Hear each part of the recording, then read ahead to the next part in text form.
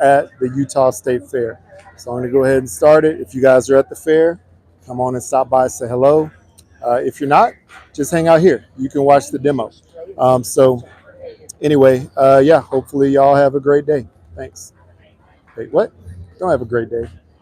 Sorry, I just got interrupted by some lady using some spray. So whatever. Anyway, so I'm going to flip it around and we're going to start the demo, and I know y'all can hear me. So the demo will be here. I'm going to go and make the announcement, and then I'll be right back. Yeah, they could use my wet wipes.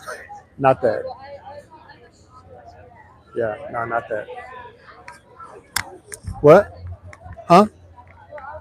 Where's who? Mom has them. No, the bottle. Does she have all eight? She took the whole bottle. I don't know what that was. Oh, I don't know where they are then. I didn't move them. Anyway, I have the live going already. Okay. All right. You didn't get one of these, did you? Get one of those. Yep.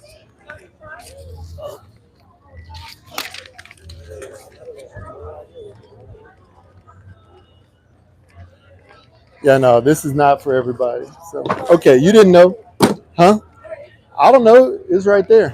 Yeah. Do you want one? Do you want another one to look at? You want to look at?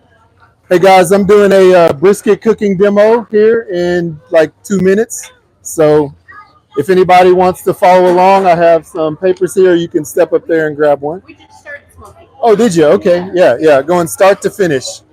Doing a brisket smoking demo and cooking demo. If anybody wants, it's going to be right here. I'm doing a brisket cooking demo and brisket smoking demo right here. I'll have samples afterwards. So if you guys want to watch, I'm about to start here in just a minute. Hey guys, I'm doing a brisket smoking and cooking demo right here, starting in just a couple of minutes. If you want to check it out, you can just step right up. I know you guys have a paper, so you can just follow along right there. Anyway, I'll be starting here in about 1.5 minutes. So there you go. Hey guys, I'm doing a brisket smoking and cooking demo right here. If you guys want to watch, if you guys want to come and check it out, you can just step right up. There will be free samples at the end of it. Yeah, and I have some papers, some, I guess, sort of the agenda here to follow along. So you can step right up and grab it and, just watch. So thank you.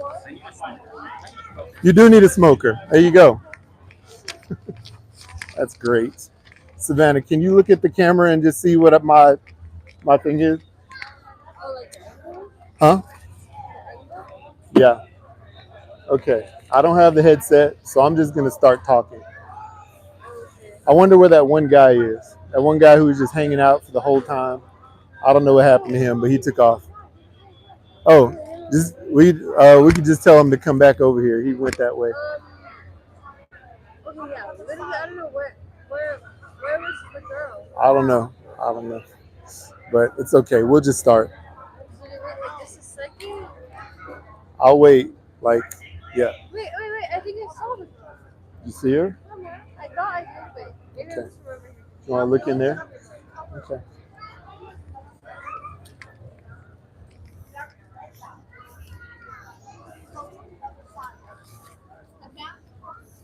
Is that what you got cooking in there?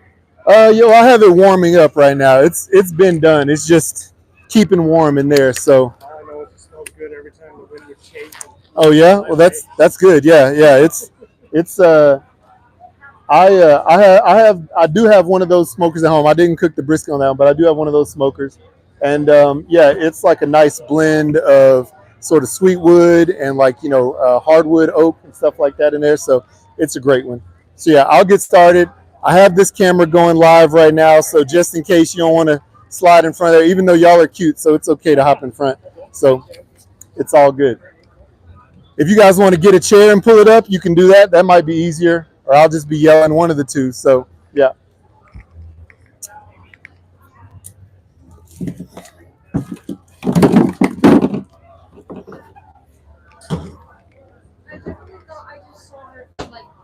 Well, don't worry about it. Don't worry about it. It's live already, so we're good.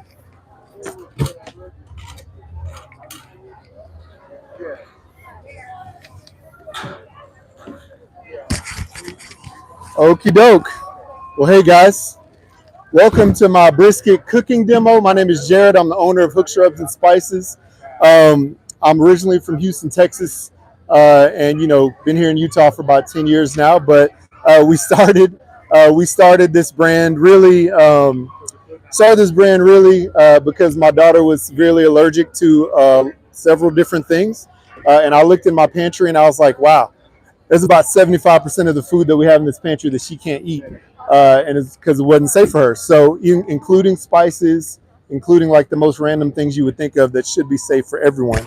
So, so basically, um, yeah. So I was also at the same time tinkering around with learning how to barbecue, learning how to smoke, things like that, and tinkering around with a lot of different flavor combinations and whatnot. And at some point in time, a chef that I used to work with actually said, "Hey, these random flavors that you're making, if you can repeat that and turn it into put it in a bottle, something like that, you could actually turn it into a business." And that's sort of what I started, a business that makes, barbecue seasoning and other cuisine seasoning that is allergen friendly, free of MSG, no artificial colors, additives, flavors, anything like that. And I've been doing that since 2014. Um, like I said, we started in Texas and moved here in 2015 and have continued to do it. And I do catering. I sell the seasoning, obviously, do competitions and whatnot, and cooking classes. So I've done different classes at the State Fair before. They asked me to come out again to do a class today. And this time I decided to do brisket. So I have a little agenda here. If you don't have one, you can follow along. Just follow along with it. It's cool. Basically go almost step by step, I guess, almost from the, or I guess all the way from the beginning to selection of a brisket, all the way down to trimming it, seasoning it, putting it on the smoker, temperatures, things like that, type of fuel to use, all the way to pulling it off, slicing, everything else resting. So here we go. So basically, looking at a brisket, this is a prime brisket. I got it from Costco, as you can see. Um, this brisket is made of two different portions, right? There's the point and the flat. The point is the fatty side, where you normally get all the burnt ends from normally, and then the flat is the thinner, or I guess the leaner side, if you will, where you get the brisket slices from. Normally, where you'd have maybe like a brisket sandwich or something like that sliced. And the brisket is actually located in a very interesting part of the cow, right here. So basically, it's like a cow breast, so for lack of a better term. And there's two on each cow, and that's like one of the fattiest portions of the cow because it's not really getting a lot of use in that area, but it is supporting the cow quite a bit in that area as well. So when I go search for a brisket at the store, there's a few different things that I'm looking for. One is I want to make sure that my flat side, the side that's the thinner side, the side that's normally just sort of squared off, I want to make sure that that's a little thicker on the thicker end, because if it's thin down on this end and you try to cook it, you season it, smoking it, try to cook it, then that part's really going to get dry, may crisp up, may burn up, and so you'll basically have a big wasted portion at the end. If I cannot find one with a thicker, maybe 1 inch plus flat, I will get the flat that's thinner and I'll actually trim that portion off, so I don't have to worry about that piece burning, and I'll just sort of streamline it a little bit. I know that sometimes people talk about like brisket having a bend to it. I mean, that's a thing, but I don't really think it holds that much weight, because really what you're looking at is the fat quality in the meat. So this one has a lot of marbling, a lot of fat. Fat is flavor, so you want to make sure you have a good amount of fat in there, whether it's a prime or a choice, even a select. You just want to make sure you have as much fat as possible in there. So that's the main thing that you're looking at. So folding it in half, it's okay. I think it's just sort of like one of those things that people just came up with one day and all of a sudden it just sort of stuck. So basically what I'll do right now is I'll go through the trimming. And trimming process, one thing that I always want to make sure I have is a very good sharp boning knife, something like this. We sell one on our website. It's not this knife, it's another knife, but nice sharp boning knife. This is easy to hold in your hand. It's easy to maneuver back and forth and slice and trim through everything. And it's not like a big, honking slicing knife like this. It's not a chef knife. It's going to be nice and sharp. So this is the one that I use for this. So I'll go ahead and get this out of the package. Drop this over here. So does anybody have any questions so far? Questions on any of the first part of the process? No? Okay, cool. And one other thing that I like to do, I always like to make sure I have basically one clean hand and one dirty hand. And why is that? I don't have a trash can, but why is that? Really, so I, can keep from cross-contaminating anything, keep from cross-contaminating my knife. If I put my knife down on my counter or something like that, I come back and touch it, I forget to wipe it, things like that. Also, if I grab one of my seasoning bottles, I want to make sure that I'm not touching that as well. So yeah, it really helps when it comes to a situation like that. And if I notice that, my knife hand, which is normally my clean hand, if I notice that I have like some meat, juice on it, something like that, then I'll just switch out gloves in that scenario. So I want to make sure I have that. I want to make sure I have a nice clean surface, a cutting board, and then I just sort of get going. So this side right here is the flat side. As you can see, it just has like these little lines going through it, the lines of the meat, the grains of the meat, just going this way across. And at the end we'll have the point. That's the fatty part. Has all this fat on this side, and basically, let's see here. Can you see on this one? And I'll switch out gloves in a second. But basically, you can see sort of where the flat and the point sort of come together. It's this big, thick layer of hard fat that's basically right in between. And that layer goes between those two muscles of meat. It goes right through all the way to this side over here. So, oops, that's the point side here. I'm sorry, this is the point side and this is the flat side. So this right here, it's pretty good flat. It is a little thin for my taste, so I probably will be trimming that off. And then anything I trim off, I'm either going to use it for, going to grind it up and use it for burgers or for sausage, something like that. Or I will use any of the fat for tallow, which you can make tallow the same time you're cooking the brisket. You never have to buy tallow at the store because you literally have the tallow right here. And I'll show you that here in a second. I wish I had a trash can, so I'm just putting that pile back there. The ground will eat it. Okay, so so when I start to trim, I'm gonna take both these off and I'll start again. So when I start to trim, there's a couple things I look for. So does anybody have an idea of how thin or thick you trim the fat on the fatty side? Anybody have an idea? Anybody do that themselves? How thick, how thin? Quarter-inch. Quarter-inch, yeah. Anybody else? Does that sound about right? Yeah.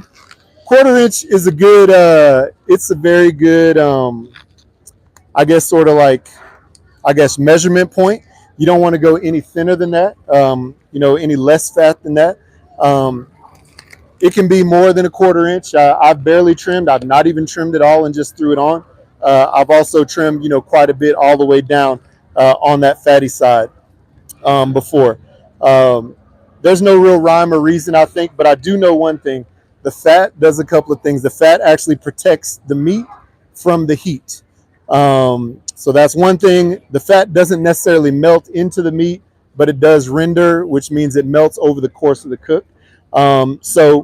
If you have a ton of fat on there, one thing that's going to happen, if you leave a ton of fat, like if I just smoke this right away, it's going to take a lot longer for it to smoke just because the meat that's under this thick fat is not going to get enough heat, compared to the rest of the meat that's not exposed or that is exposed, I guess, to the heat there. So, yeah, so just keep that in mind when you're trimming. When I trim, I just go down. I try to make sure that I'm somewhere between a half and a quarter-inch, depending on how thick it is, and depending on the quality of the meat as well. So here we go.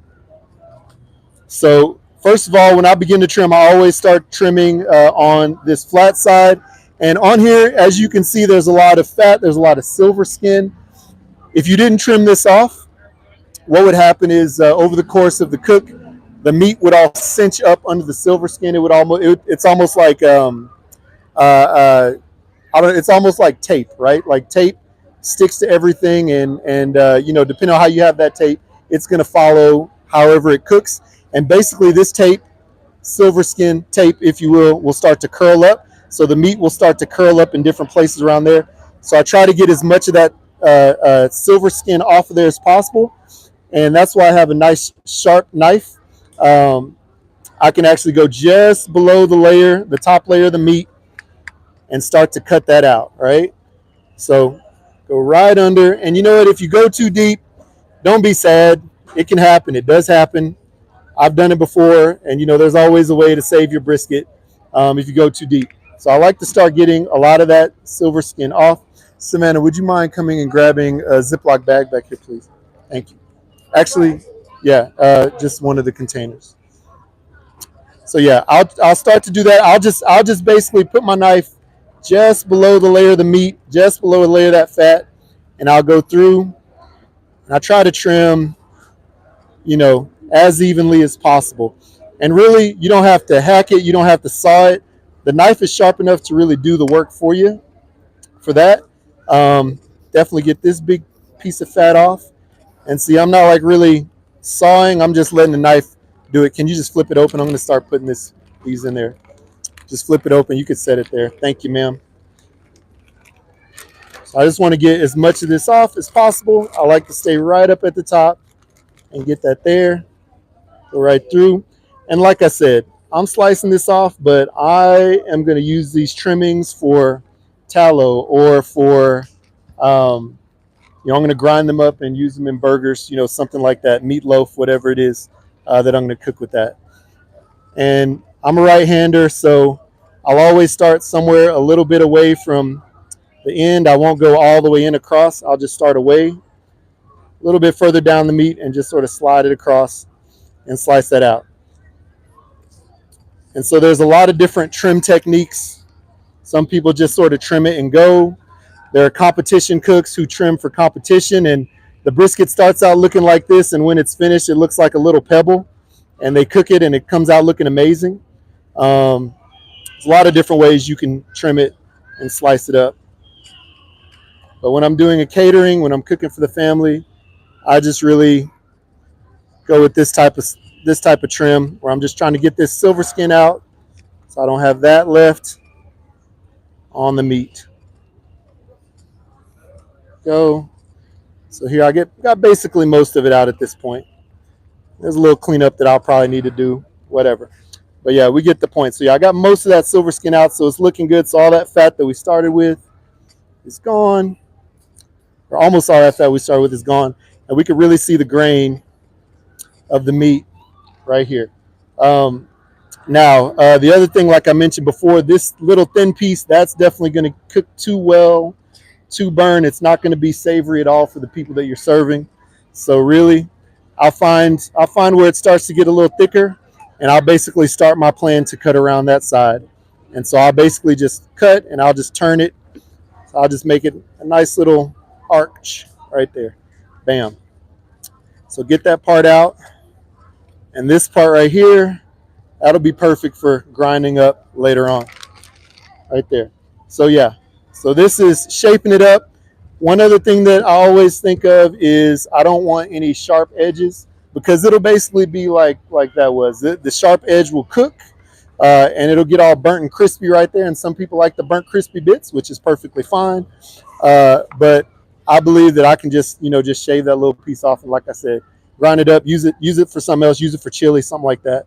So I will also try to just curve off this side as well. So the main thing when I'm trimming is I want to try to make this as aerodynamic as possible, just so the smoke can flow over it. There's no like little pockets, where the smoke's not hitting. And I always think of it like if you remember those car commercials where they have like smoke flowing over the car and it looks all smooth.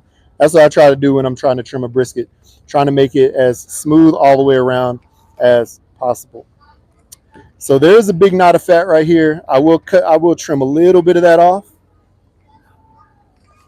just to try to even this side out a bit.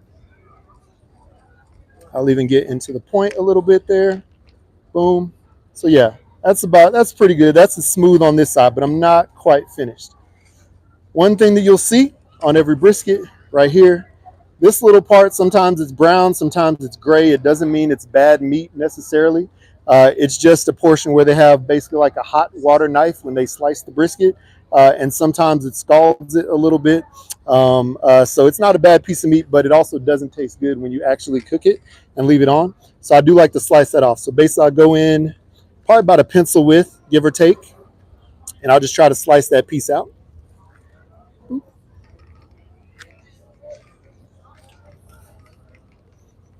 Make sure that that's sliced out all the way down. This is something I'll actually put this on the grill and let it smoke alongside my brisket. And then, after a couple hours, I'll give it to my dogs. It's their treat. So, because I won't eat it, I won't grind it up, but I'll let the dogs eat it. They like it, they don't care. So, yeah, so we'll give that as a dog treat. So, right here, we got the brisket pretty well trimmed on this side. There's some of this fat I'll still take out just to try to smooth that side out just a little bit. And I won't go too deep on this side yet. So now we got the flat side done. Now we flip over to the point, the fat side, the fatty side. So we have this thing here they call a mohawk. Some people leave it on. I like to take it off because once again, I like to make sure it's aerodynamic. And I'm going to use that, for something later. Like I said, I can use that in chili. I can grind it up, whatever it is. So I'll just take that piece off. And it's normally just hanging out right on the top. Sometimes briskets have it, sometimes they don't. So depends on how the butchers it. Okay, come on off. There you go. Boom. All right, so we're left with the meat on this side. And as we can see, we have really thick, hard fat right here. So I definitely want to take that down a little bit. But I don't want to go too deep. The reason why I don't want to go too deep is because, like I said, the fat will protect the meat from the heat. If you have a pellet smoker, like a Rectech, like a Traeger, Camp Chef, Yoder, anything like that, you want to actually smoke it with the fat down because the heat is coming from the bottom. That's the same thing for a barrel grill, which I have an ugly drum smoker, one of those.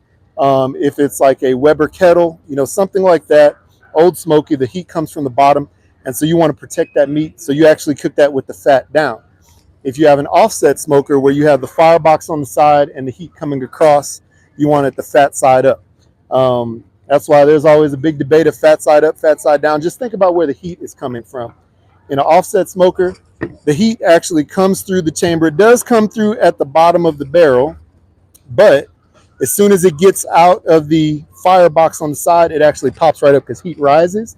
So that's actually going to pop up and go over the top. So that's going to be the hottest part of the grill, right over the top. Whereas, like I said, the pellet grills, they're heating elements on the bottom, and it's being dissipated or dispersed by the little heat plates that's in there. And like I said, the kettle, the barrel, all the heat's coming from the bottom, going straight up. So if we cooked it with the meat side down on any of those, this would get dry first, and it would cook sort of too fast. So a pellet grill, always fat side down. And so we want to take off a little bit of that fat, but also like I said, we know that the fat is going to protect it. So we want to make sure that we don't take off too much. And fat means flavor, like what I like to say. So you know what? If you have a little extra fat on there, it's perfectly fine. You can always trim it off at the end, before you serve it if there's people who don't like fat. Take that off. It's a little thick down there, so I'll just nick this little piece off at the end. That's fine. And honestly, this is where we'll stay, right about here. And of course, I would like to even this out a little bit. So even if I have little chunky pieces on the side, little pieces hanging off, anything like that, I'll definitely even it out. Now, aerodynamic wise, not super aerodynamic, just because there's like some sharp edges. What I'll do in a situation like this, I'll get my knife, say like this sharp edge right here, get my knife, I'll actually put it at a little bit of an angle and just put it right on my cutting board, and I'll cut at an angle. So basically I'm evening that pointed side out just a little bit, getting that little tiny bit of fat on that edge and taking that off. Right? So it sort of evens it out a little bit, and you can get that as as curved off as possible, curved off as you want for that. So now we're all set up and ready to season it. I don't really want these pockets over here, so we'll go with that. So before I get to seasoning, I'll show you something. So all this fat that I took off here, like I said, I'm saving on the side. The fat you can turn into tallow. So a couple of different ways to do that. I like to just sort of dice this up a little bit. Some people will actually run it through like a food grinder, or a meat grinder, something like that, and they'll put it in a pan, put it in their oven at about 250 degrees, and let that fat melt in the oven. You could also do the same thing if you have an aluminum pan. Put it in your smoker right next to where you're putting the brisket, and let them run right next to it during the course. And you could cover it up during the course of time. That's going to melt and turn into melted liquid gold, and it'll be right here, and you never have to buy that at the store. They have people sell this. Man, you can buy this online at Amazon for like $20. There's literally no reason, because you can make it from any fat that you have from one of these trims. And you could throw the meat in there as well. It's fine. It's not going to hurt. And also, at the end of the day, it's probably not fat that you're going to eat unless you're going to fry it for like chicharron. So you can give the fat to the dogs. So that's perfectly fine. So before I go to seasoning, any questions, anything like that? Good? We good? Okay, cool. Perfect. So one thing that I'll do is this. So before I even start trimming the brisket, if I'm going to be cooking it right away, I will go ahead and turn on my smoker. If it's a pellet smoker, I'll set it at 250 degrees. If it's my offset wood pit, I'll throw some logs in there with the charcoal, make sure that gets up right about that 250, 275. That actually fluctuates in temperature a lot more than a pellet smoker would in general. So I'll make sure that that's going, so that's ready for after I season it, I'll put it on. Or alternatively, I'll season this brisket, I'll trim it up, I'll season it tonight at 10 p.m., put it in the fridge on a pan, let it sit there overnight, and then in the morning, I'll put it on the smoker when it's ready to go. So for these briskets that we'll be trying later today, I actually used a couple of my flavors here. One is the H-Town AP, and one is the Midnight Rub. And so before I season, normally what I'll be using is some kind of binder. I've done mustard in the past. I've done hot sauce. I've done barbecue sauce. What I like more lately is apple cider vinegar. So basically, I'll just and binder. You don't really taste it at the end of the day. Whenever the meat's done, it's just something for the seasoning to sort of adhere to and stick to. And yeah, I like apple cider vinegar. One reason though I do like apple cider vinegar and vinegar in general is because, as you know from marinades, vinegar can start to break down some of the fat, some of the muscles in the meat fibers. So it does have a little bit of effect there, but not really much unless you're soaking it and brining it in there or marinating in there. So I'll just go ahead and spray all over. And in this case, if I'm doing it on a pellet grill, I'm going to go fat side down. So I'll actually season this side first after I spray it a little bit. So proper seasoning techniques. Okay, there's some people who cake it, load it up with everything. There's some people who do very light. I'm from Texas, so also on these briskets, I've used like Texas equal parts, kosher salt and cracked pepper. This is Diamond Crystal salt. You can get that. You can get Morton's kosher salt. They work exactly the same. But I will do the salt first, then I'll do the pepper. And there's a couple things that I think of. So I don't want to season it right on top, because what you're going to get is you're going to get a blotch of salt here, little space, blotch of salt there, little space. It's not going to be super even. So one thing that I do, at least with the blends, is I'll shake it up a little bit to make sure that it's mixed up well at the top and nothing's caked up. And I won't season this close. I'll normally season about a foot and a half over the meat, and that allows for it to sort of spread out more evenly. The other thing, I go long ways. So if this was ribs, I'd be doing the same thing. it'd be going right down the street of the ribs instead of long ways like this. I go like across the tracks, I guess, like that. So I season from about this high, make sure it's nice and even. I'll pick up the edges and see I have my clean hand, I have my dirty hand, and I'm just sort of getting the sides all the way around. And if I miss the side, it's okay, because the good thing is this seasoning is hitting the table, it's hitting my cutting board, so I can just turn it on the side, or I can just season it on the side later. So that's, so I'll go as heavy as I want with the salt. The salt will be good for the brisket, and then I'll go in with the pepper. Being from Texas, I like to go a little heavier on the pepper. So whatever the case, I'll go ahead and season both on one side at the same time. And then, like I said, the sides are going to be a little bit harder unless you're full on picking them up. So I'm not really going to worry about that too much from this standpoint. So yeah, so go up with the pepper as much as I want. So we're looking good there. If it starts to seem like it's dry, you can always spray a little bit more of the binder on there. If you use mustard or something like that, it's going to be on there, so it'll be perfectly fine.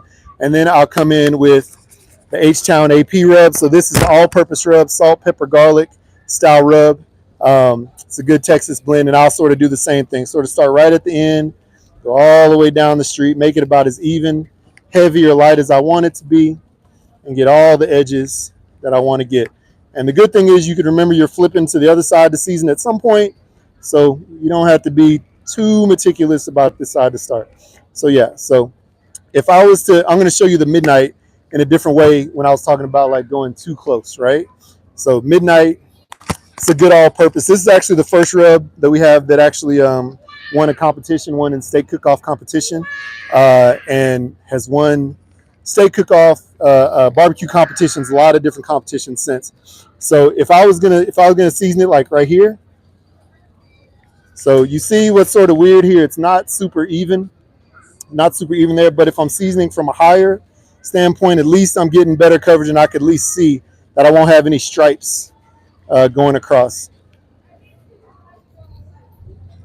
So yes, I season that about as heavy as I want. And the fat side, you can season it as much as you want, but also remember that when you're cooking it, if you're cooking it with the fat side down, it's going to be dripping juice, it's going to be dripping fat, and some of that seasoning is going to drip off until the bark sets, until that seasoning really sets on there. So you can definitely think about that, and then you can decide if maybe when I'm about to serve the meat, maybe that's when I'll just add a little touch of spice at the end just to give it a little bit of flavor kick. So that is my fat side. So that's going to stick, that's going to stay. I don't really have to worry about that. If some of it falls off, it's okay because I'm flipping it on the other side anyway. But as you can see with that binder, barely anything fell off. So with that little bit of spray, barely anything fell off. So we're good there. So we flip it over, already semi pre-seasoned, so we're good. And I'll basically do the same exact thing. I always want to do the same, I always want to like repeat the same process. So salt, pepper, and then any additional spices if you want, or just the one spice, whatever it is. So I'll do basically the same exact steps, start from higher, season that all the way down. The midnight blend, it is salty, peppery, has a little bit of chipotle spice to it, but it's not spicy. It's sweet as well, a little bit of sweetness. And the dark color is from activated charcoal that is food grade, edible, and it's good for you.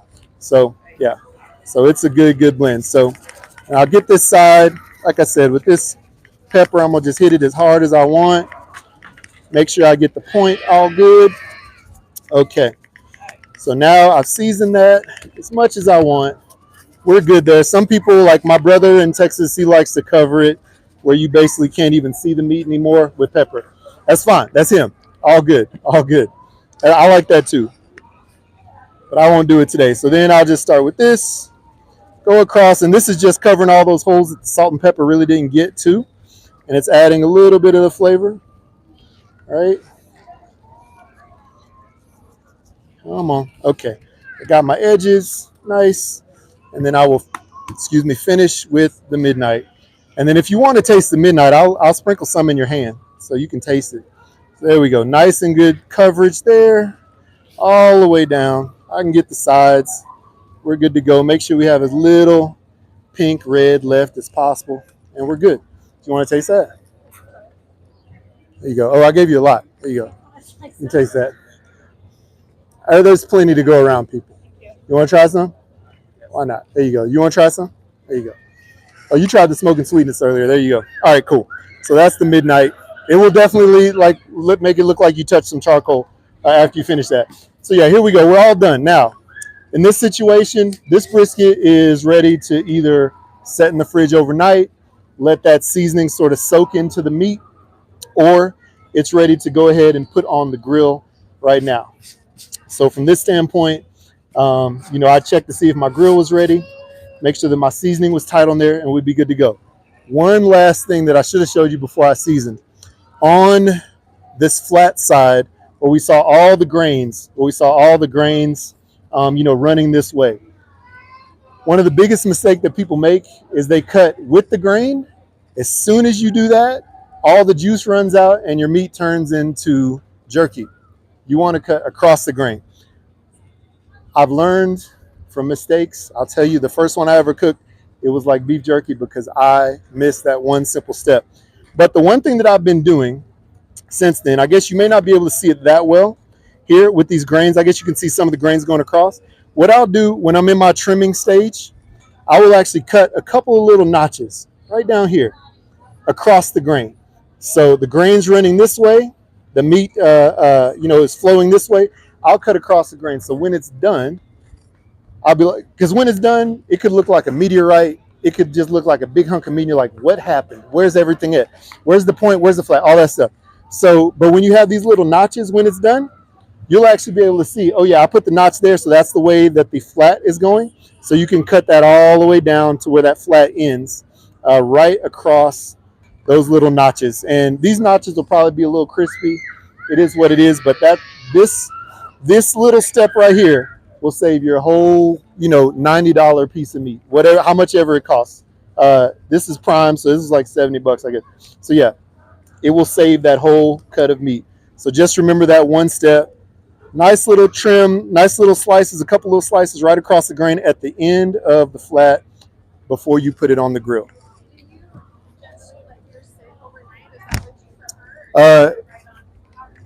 That's a great question, and yes, I do like to let it sit overnight.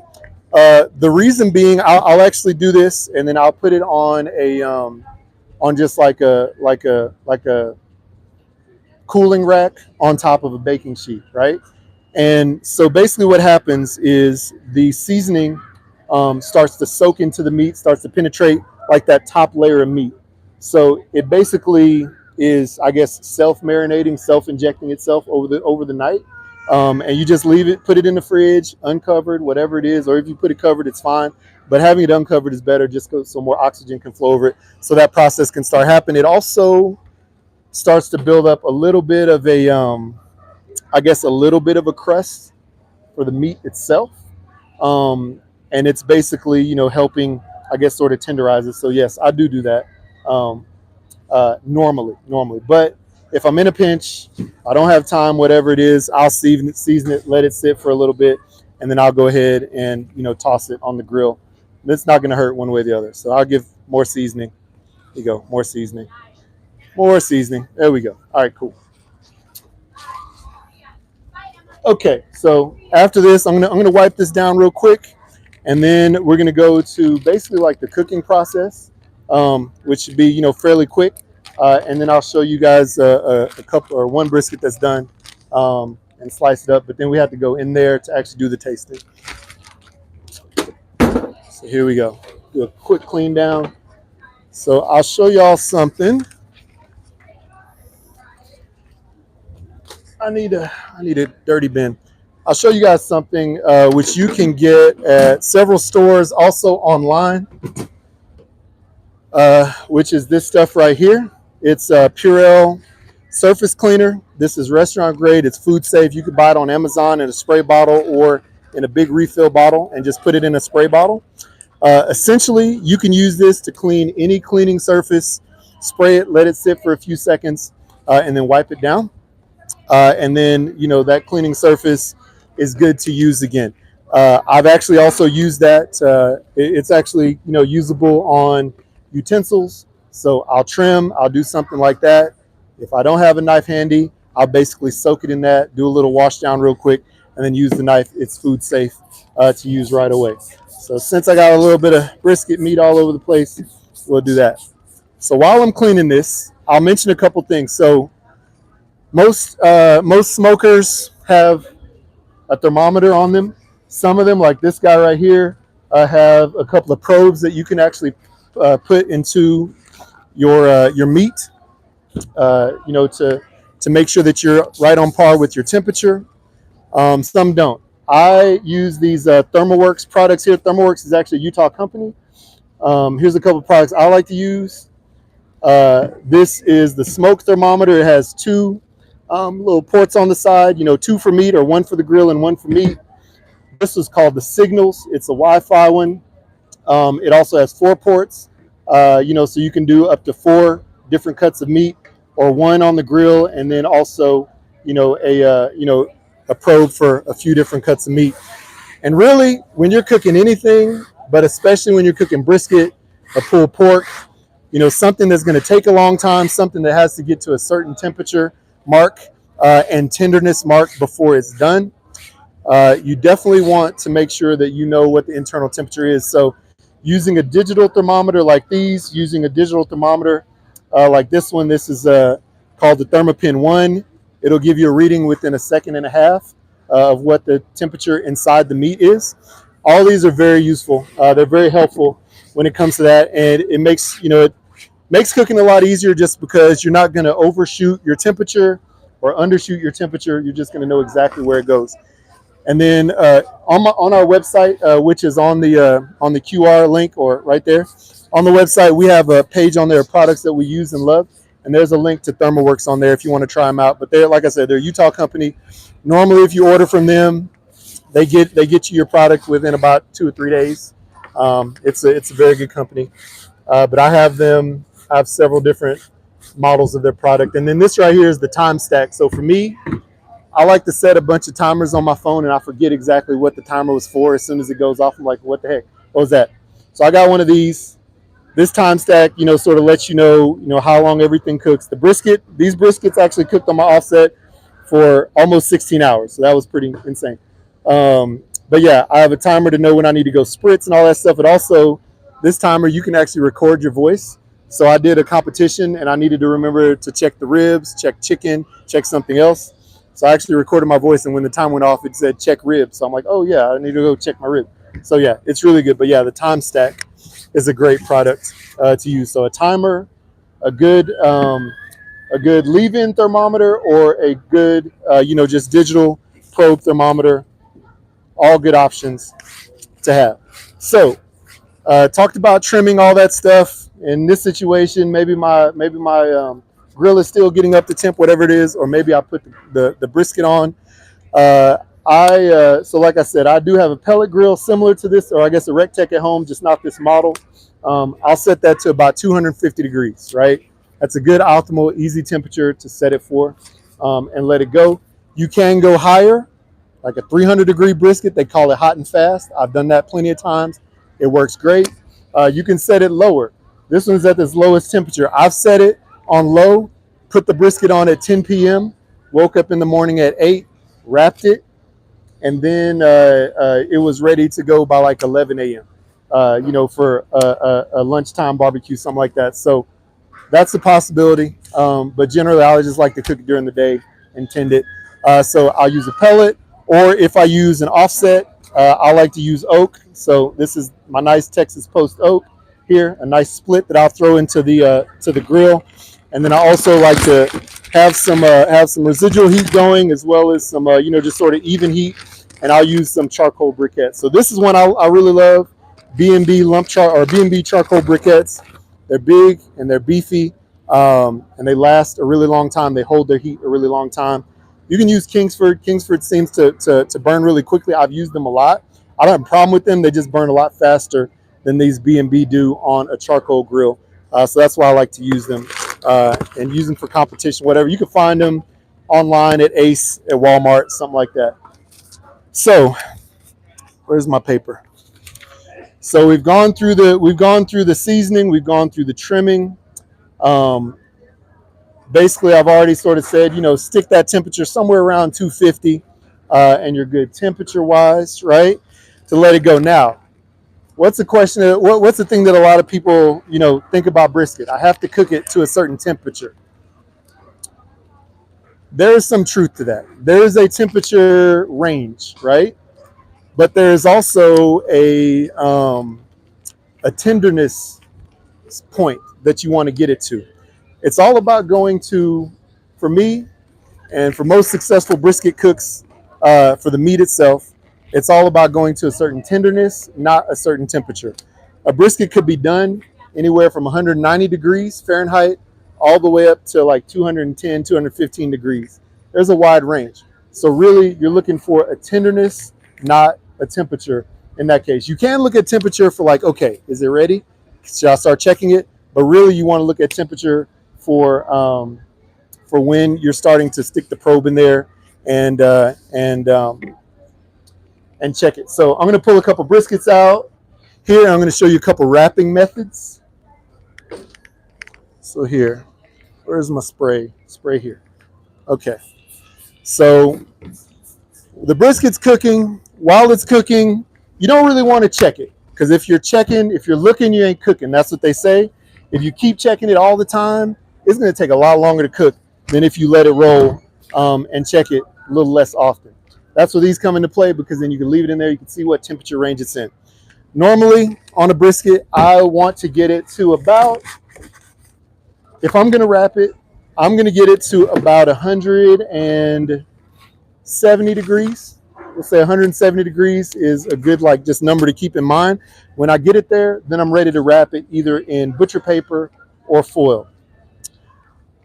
If you go a little bit before that, it's perfectly fine. It's just not going to be, maybe the bark's not going to be set, meaning the seasoning's not going to be set on the outside. So let's see here. Let's get this guy off. Yeah. I should have got my hot gloves. What am I thinking? Yeah. This is also a good tool too. These cotton gloves, they protect your hands from the heat. They've saved me from a lot of burns, and there's times like just now where I just pulled it off there and I forgot until I was halfway to my table, and then I burned my hand. So I was like, well, I'm not going to drop this meat on the floor. I'll just go ahead and accept the burns. So, yeah. So here we go. So let's just say you've been smoking your brisket. Every 2 hours, you check it. Every 2 hours, what I do, I'll come in with my apple cider vinegar and I'll spritz it, spritz it down. What that does, it sort of slows down the cooking process, lets the smoke penetrate it a little bit more, and helps the brisket be a little more even. Also keeps it moist and it doesn't dry out when you're spritzing it every 2 hours before you get to the 170. When I get to 170, say this brisket is at 170 right now, and I want to wrap it, right? So as I mentioned, there's a couple of different ways. There's some that they call the Texas crutch, which we call back in Texas, and it's basically completely wrapping in foil, just like this, just completely wrapping it in foil, then putting it back on the smoker up until you get about a 190, and that's when you start to probe it. There's another thing we like to call the foil boat, which I like to use. So this Texas crutch, some people say it could destroy all the seasoning on there, the bark. Not necessarily. If you put it on there and you're like squeezing that foil in, yeah, it's going to scratch off your seasoning. But if you put it on there gently, then it's not going to pull the seasoning off. So this would basically be the foil boat, what I have it in right here. So I've cooked the brisket up to that 170 degrees. When I get to this point, I'll say, okay, I want to put it in the boat. And what I'll do with the boat is I'll get a little bit of that tallow that's on the side of the brisket right now cooking, and I'll pour it right under the brisket. So I'll put a little bit under and a little bit on top. And the tallow doesn't really add much more than a little bit of moisture to it. It's not really going to soak into the meat at this point because the meat's been cooking. It's just going to add a little bit of moisture, a little bit of fat to it. But I'll have a little tallow under the bottom, a little tallow on top, and I'll just basically put this foil right around the edges, right? So I'm covering the edges, like swaddling a little baby right on the edges, right? And I'm not squeezing it on there. I'm just sort of making sure it's nice and tight around the edges. And what this does is it actually allows a little bit of more smoke to go on top, a little bit of heat to go on top. And yeah, it just allows that smoke to penetrate right there, right on top. So I'll do that, and then I'll just pop my thermometer right back in. So there's a couple of different spots on here. I like to put my thermometer right in the middle of the thickest part, right in the middle of the brisket. So at least that gives me about an average of what both sides is going to be like. Generally, this side may cook a little bit faster than that side, or vice versa. But if you have it right in the middle, then you have a good balance of what's going on in the meat. So this is the foil boat. That's ready to go right back on the smoker, just like this. Or if we don't do the boat, say we're going to wrap it in butcher paper, right? So not the white butcher paper with wax on it, the pink butcher paper, or this brown, orange, I don't know what they call it, whatever.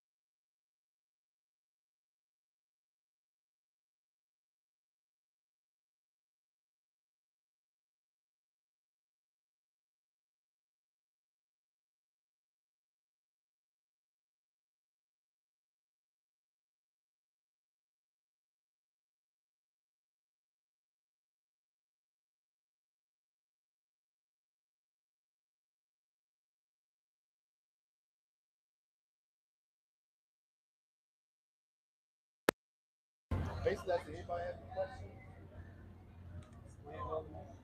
Maybe, maybe not. Okay, cool. Well, thank you very much for listening, for watching, for hanging out.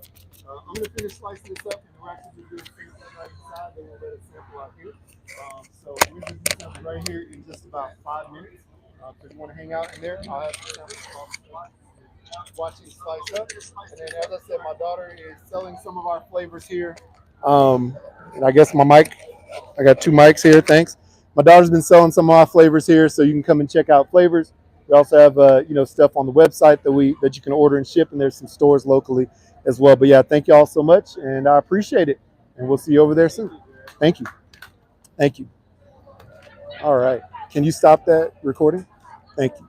The sound went out, and that one was just. It's okay. All right.